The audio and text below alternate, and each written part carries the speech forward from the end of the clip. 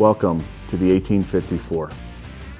We started the 1854 in September of 2006. This will be the 20th year that the 1854 has gone on.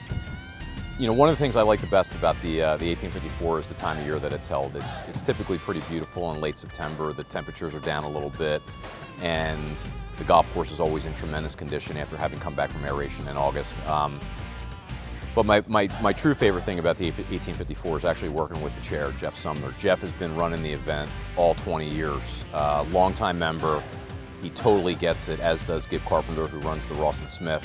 And just the opportunity to work with guys like Jeff and Gib and to continue to elevate the event every year, that's my favorite part about it. Jim Smith is the PGA Professional of the Year, and he and his tremendous staff do an amazing job all week long, setting up the scoring, the format, and all the skills competitions that we'll all enjoy. I mean, there's a lot to look forward to for this event. Obviously, the fact that it's the 20th year and there's some really cool enhancements that we're making for the tournament. But the thing I like the most about, or I look forward to the most about, is you know, one of the competitions that has become a little bit of a tradition is called Jimmy Buckets.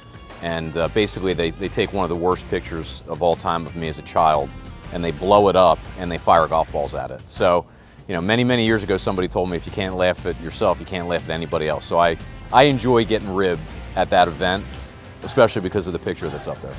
One of the exciting aspects of the 1854 setup is the very team that set up the USGA Championship and the Elevated PGA Tour Stop will be hosting us this week.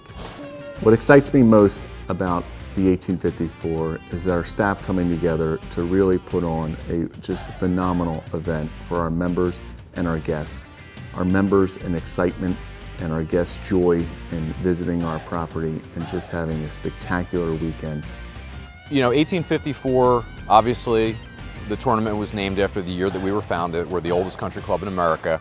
But that doesn't mean we have to be old and stodgy. It doesn't mean we can't try new things. And I think that back in 2006, when the 1854 was conceived, you know, it was so new, right? Now, 20 years later, it's established itself as a tradition. And 50 years from now, and 70 years from now, and 100 years from now, people are going to look back and go, look at that thing that they started 150 years after this club was actually originated. So I think one of the great things about the cricket club is it marries, you know, old and traditional with new and progressive. And I think that's one of the things that makes the club incredibly special.